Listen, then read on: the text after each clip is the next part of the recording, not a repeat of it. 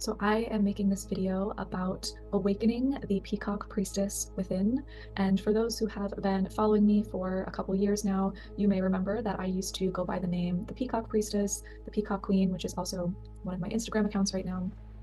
And I think that the peacock has so much symbolism that this is something we could dive into over numerous lectures, numerous videos. But what I really think the key takeaway is, at least from my experience, is transmutation, is transformation. So the peacock, with whatever it's doing, it's going to take something that holds our deepest wounds, that holds our curses, that holds our pain, and it's going to turn it into something that eventually becomes our greatest gift. I'm just going to be sharing my personal experience with the energy of the peacock and how that has influenced me as a priestess, both in present and past lifetimes. So I actually saw, when I was doing soul retrieval work on myself, past lifetimes, multiple, in which I was what I would consider a peacock priestess. I was adorned in peacock feathers. I was anchoring specific wisdom into the earth. And these peacock feathers may have been symbolic, they may have been literal, literally something I was wearing. But in both of these lifetimes, I was brutally, brutally killed. And this past life recall came months after I had had a meditation experience where I had to kind of jump down into this underworld. And there I was adorned with peacock feathers, and I was told that I had to excavate the wisdom and the codes that were in this underworld and bring them to the surface. They were already within me, but they had been buried.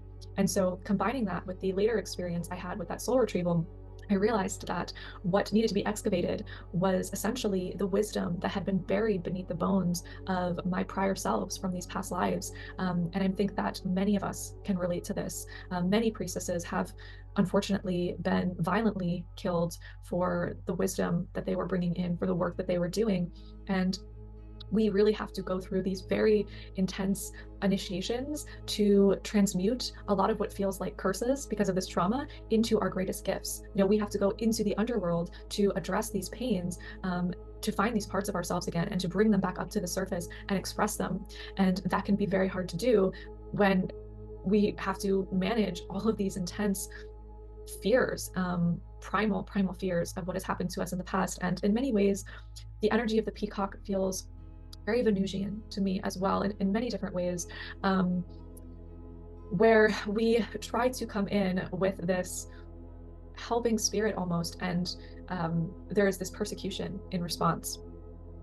And something else I will say about the peacock is that there is this symbolism with the peacock being the serpent slayer. So the peacock is one of the very few animals that can kill a king cobra snake and consume it and not be affected by its poison, will not be killed by its poison. And so the peacock really represents alchemy and taking what is poisonous in our life and transmuting it out, kind of taking and mastering that serpentine energy within us, and really allowing it to transform us in the best way possible, in the highest way possible, so that we are not trapped in these underworld initiations, but we're able to take all of this wisdom and bring it back up to the surface. The peacock is very multidimensional. Peacock represents themes of resurrection, immortality, rebirth, royalty. And if we can express this energy within ourselves, we have this incredibly powerful gift for transformation, not only for ourselves, but then becomes an initiating force for others that we pass on through the changes that we have already made within ourselves. And I truly believe that many of us are working through these types of initiations right now, where we are having to dive deep. Essentially, the path of the peacock is the path of taking poison and transmuting it into medicine.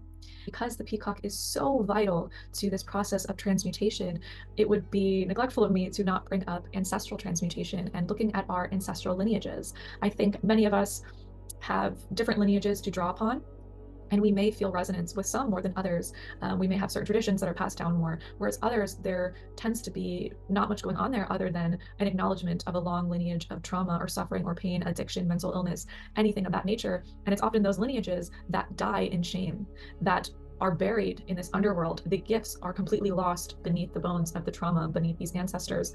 And something that someone who is embodying the peacock priestess within themselves can do is they can truly dive deep into that ancestral line, and they can bring out the gifts. They can renew the hope within those people, within the people that at some point or another became disconnected from this planet, from their spirit, from their empowerments, and the ways that that kind of messed with the links in this family tree, right? You can even visualize going into your family tree and just reconnecting, putting these links back together, having everything fall back into place. I even like going on what's like called a soul journey, where you kind of travel back in this meditative experience and you talk with your ancestors, you bless them, you give them renewed strength, and you connect them to what they need in that moment to pass on the gifts of that lineage. Because honestly, if you go back far enough, all of us are the descendants of an incredibly wise people who were split off and had to technically just go underground with esoteric wisdom and mysticism and all of these things. And so much fracturing occurred. And so it's really our job now to take all of these pieces and bring them back together and express them out in a way where we are truly healing not only our own ancestral lineage, but the heart of humanity itself. So yeah.